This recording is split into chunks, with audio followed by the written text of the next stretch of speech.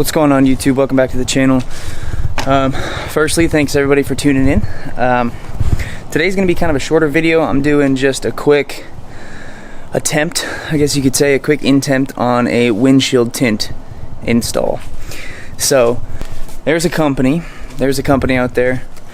They send you a little thing like this. It's a little pre-rolled tint, but it's pre-cut for your specific make and model.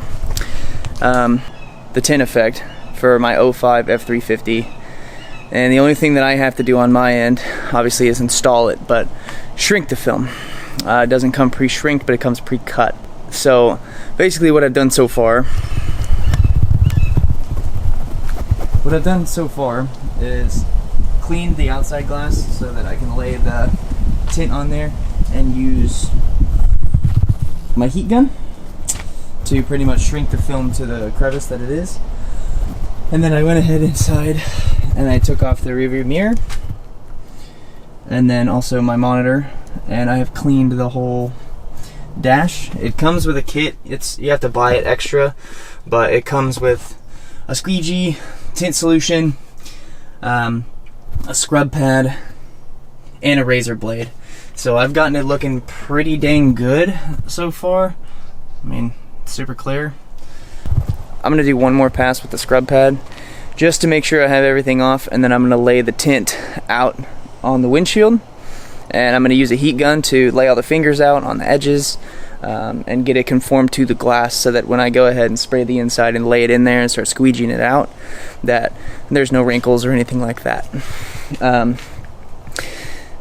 The tint of choice that I went with a 55% ceramic tint, so it's going to block out, I think it said about 95% of heat, which is what you need down here in Florida because it is hot as a mug all the time.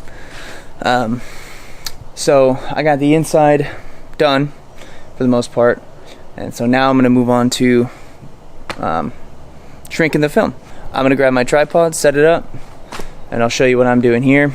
And then once it's shrunk to there, I peel off the back end and I spray it, and then I'm going to take two hands and bring it inside and lay it up. It comes with a wealth of instructions, which I have tinted things before, so I'm not too worried. I'm not very good at it, but I'm not too worried. I think I'll be able to get it handled, especially taking the heat gun around the outside and when the film is on the inside, making everything good to go. So for this part, let me grab my tripod and let's shrink this film.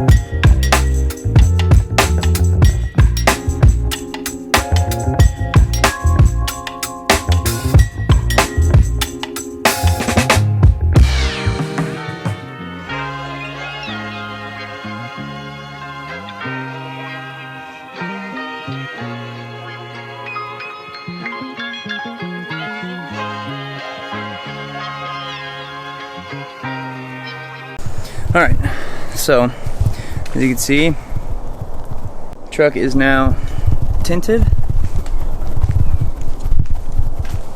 I think it looks pretty good, even though it's just a 55%. I mean, it's still just enough to black out the whole thing.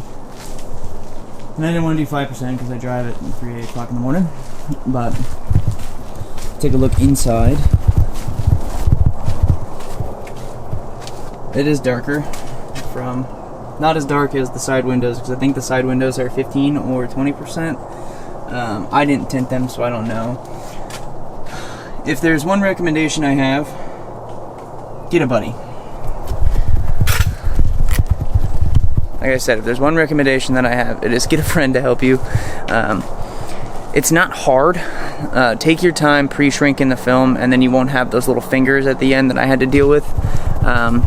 Obviously I try to go just a little quick, and obviously if you take your time you'll be more successful in the long run. But it is getting dark out right now. I will hop back into this video tomorrow and I will show you what it looks like when it's dark outside and what it looks like when it is light outside. So I will keep you updated on the quality of this tint, because I mean, it feels really nice, and it's the tint effect company that I use. They use full 3M everything, and the same thing that they put on people's vehicles, they ship out to you. So it's just pre-cut for your specific vehicle, and that worked out really well. I did have to deal with a few fingers at the end, just heating them up and pushing them back and making sure that they will shrink up, because I didn't really take my time in the shrinking process. But also, thank goodness I didn't, because it started to rain outside. With that being said, I'll catch you guys here tomorrow, and I'm gonna do some cleanup. Alright, so it is the next day. I didn't have a chance to do the morning shot when I went to work, but here's the truck now. Here's the truck where it looks like now, all cleaned up. And after a few days of curing, you can kind of see that it's pretty dark. I mean, 55% isn't like crazy dark, but you just look at it and it just looks a lot darker comparative to the side windows. Obviously the side windows are darker.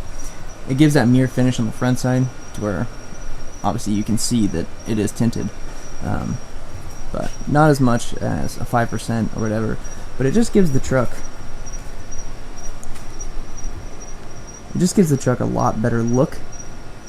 You see what I mean? Now it just looks super clean. It's just small little details like that that really make a world of difference. The truck looks pretty good as it is. Sitting in the background, just looking gorgeous as ever. But really what I'm shooting for with this truck is just little small things that are going to make it stand out from all the other 6 liters that you see out there. Something on the horizon. All of this tint that on like the side windows and the back window and all that stuff that is there, it's pretty scratched up and broken. So the same company that I went through for the windshield tint, it's really only, it's like $200 to do the rest of the truck completely, and I thought, why not do it? You know, get a steamer, rip off all the other tint, and then put on probably 15% all the way around, and make it just a little darker. And mainly the biggest benefit from tinting this truck is I'm in Florida and heat is a sucker, so I do the full ceramic tint all the way around, and then that way I have 99% IR and 99% UV blocking, so that the inside of the cab stays really cool, because with black leather it is not fun getting into it in the sunshine.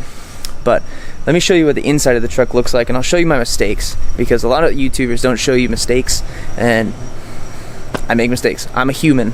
What do I have to say?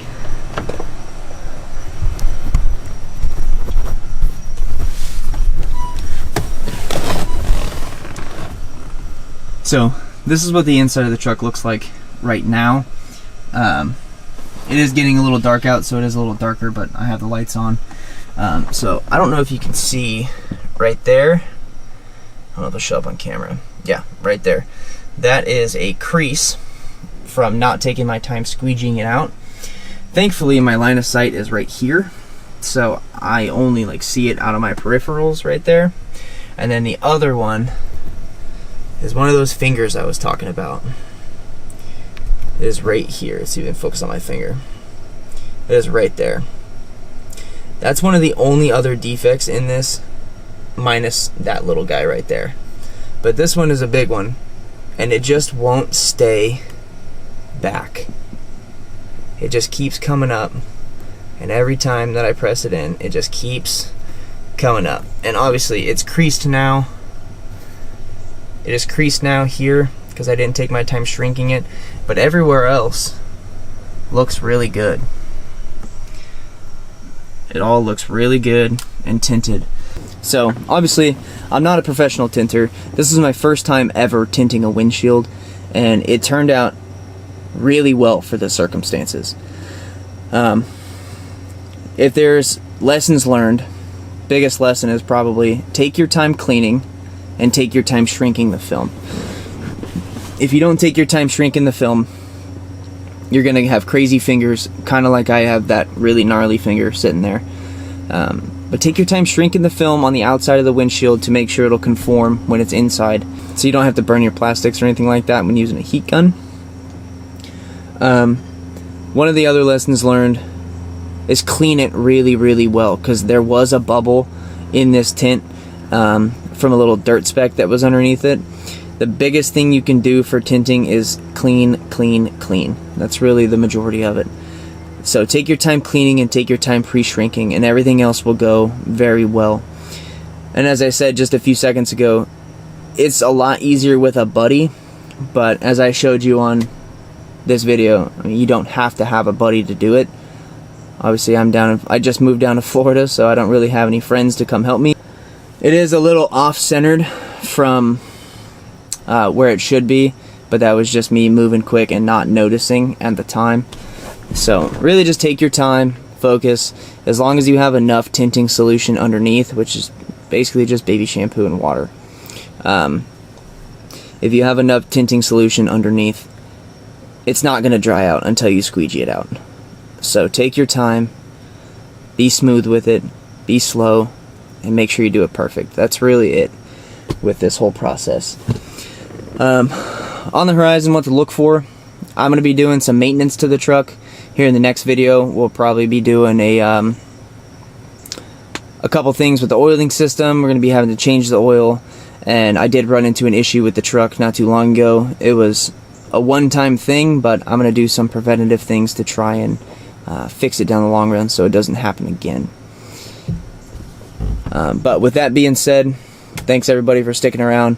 We're almost at 200 subscribers, so if you made it to the end of this video, hit the subscribe button. It would mean the world to me to get to 200 subscribers. So I appreciate every one of you sticking around, and we'll catch you guys in the next one. See ya.